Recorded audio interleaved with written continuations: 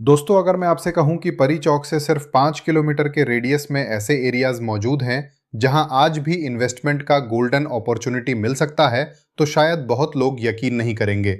लेकिन सबसे इंटरेस्टिंग बात यह है कि ज्यादातर इन्वेस्टर्स गलत लोकेशन में पैसा लगा देते हैं और बाद में कहते हैं कि प्रॉपर्टी में ग्रोथ नहीं हुई। ध्यान से समझिए, आज जो इन्फॉर्मेशन मैं आपको देने वाला हूं वो ग्राउंड रियलिटी पर बेस्ड है। मैं पिछले कई सालों से ग्रेटर नोएडा मार्केट में काम कर रहा हूं और रोज इन्वेस्टर्स, बायर्स और एंड यूजर्स से मिलता हूं।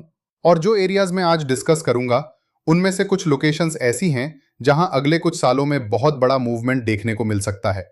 तो वीडियो को एंड तक जरूर देखिए, क्योंकि लास्ट में मैं आपको बताऊंगा कि अगर आपके पास बजट लिमिटेड है तो किस लोकेशन को प्रायोरिटी देनी चाहिए, और अगर आप लॉन्ग टर्म इन्वेस्टर हैं तो कौन सी लोकेशन सबसे ज्यादा पोटेंशियल रखती है।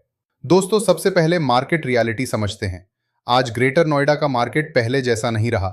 जेवर airport, film city, metro expansion, industrial corridor और इंफ्रास्ट्रक्चर प्रोजेक्ट्स, इनने पूरे एनसीआर इन्वेस्टमेंट पैटर्न को चेंज कर दिया है। लेकिन यही गलती लोग कर देते हैं कि सिर्फ एयरपोर्ट का नाम सुनकर कहीं भी प्लॉट या फ्लैट खरीद लेते हैं। प्रॉपर्टी इन्वेस्टमेंट में लोकेशन के साथ कनेक्टिविटी और फ्यूचर डिमांड सबसे इंपॉर्टेंट फैक्टर होता है। मैं आपको एक एग्जाम्पल देता हूं।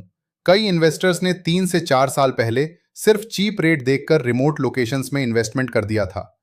आज भी उनकी प्रॉपर्टी की लिक्विडिटी स्ट्रगल कर रही है। दूसरी तरफ जिन लोगों ने स्ट्रेटेजिक लोकेशन सेलेक्ट की थी, उन्होंने बेटर अप्रिसिएशन और रीसेल डिमांड दोनों देखी। अब यहां एक इंटरेस्टिंग बात आती है। परी चौक आज भी ग्रेटर नोएडा का हार्ट माना जाता है। यहां से कनेक्टिविटी दिल्ली, नोएडा, यमुना एक्सप्रेसवे और अपकमिंग इंफ्रास्ट्रक्चर प्रोजेक्ट्स तक डायरेक्ट मिलती है।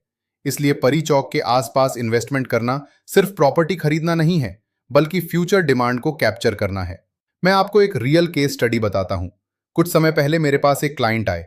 उनका बजट लगभग 70 लाख था। उन्होंने कहा कि सोनू जी, हमें सिर्फ सस्ती प्रॉपर्टी चाहिए। मैंने उनको समझाया कि सिर्फ सस्ता देखना इन्वेस्टमेंट नहीं होता। उन्होंने पहले एक दूर की लोकेशन फाइनलाइज कर ली थी जहां प्राइस अट्रैक्टिव था। लेकिन जब हमने मार्केट डिमांड, फ्यूचर इंफ्रास्ट्रक्चर और रीसेल पोटेंशियल एनालाइज किया, तो उन्होंने अपना डिसीजन चेंज किया।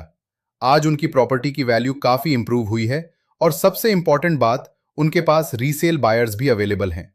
लेसन क्या मिला? प्रॉपर्टी में पैसा लोकेशन से बनता है, सिर्फ लो प्राइस से नहीं। अब बात करते हैं परी चौक के 5 किलोमीटर के अंदर बेस्ट इन्वेस्टमेंट जोन्स की। सबसे पहला एरिया है अल्फा, बीटा और गामा बेल्ट। ये सेक्टर्स ग्रेटर नोएडा के एस्टैब्लिश्ड सेक्टर्स हैं। स्कूल्स, हॉस्पिटल्स, कमर्शियल एक्टिविटी और डेली डिमांड यहां ऑलरेडी एग्जिस्ट करती है। एंड यूजर्स की डिमांड स्ट्रांग है और लॉन्ग टर्म अप्रिसिएशन काफी स्टेबल रहता है।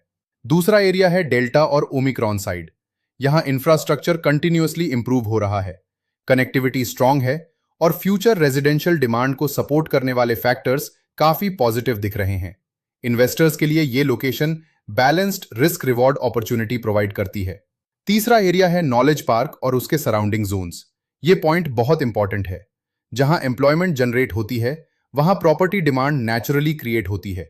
यूनिवर्सिटीज, कॉलेजेस, ऑफिसेज और commercial developments future rental demand को सपोर्ट करते हैं। लॉन्ग टर्म इन्वेस्टर्स को ऐसे एरियाज को इग्नोर नहीं करना चाहिए। अब सवाल आता है कि फ्यूचर में क्या हो सकता है। मेरे ग्राउंड ऑब्जर्वेशंस के हिसाब से ग्रेटर नोएडा का अगला ग्रोथ साइकिल इंफ्रास्ट्रक्चर ड्रिवन होगा। मेट्रो एक्सपेंशन, कमर्शियल डेवलपमेंट्स और जेवर एयरपोर्ट इकोसिस्टम का इनडायरेक्ट बेनिफिट परी चौक बेल्ट को भी मिल सकता है। लेकिन रिस्क फैक्टर्स भी समझिए। ओवरप्राइज्ड इन्वेंट्री से बचना है, डॉक्यूमेंटेशन वेरीफाई करनी है, सिर्फ सोशल मीडिया हाइप देखकर इन्वेस्टमेंट नहीं करना है, और सबसे इंपॉर्टेंट, अपना इन्वेस्टमेंट होराइजन क्लियर रखिए।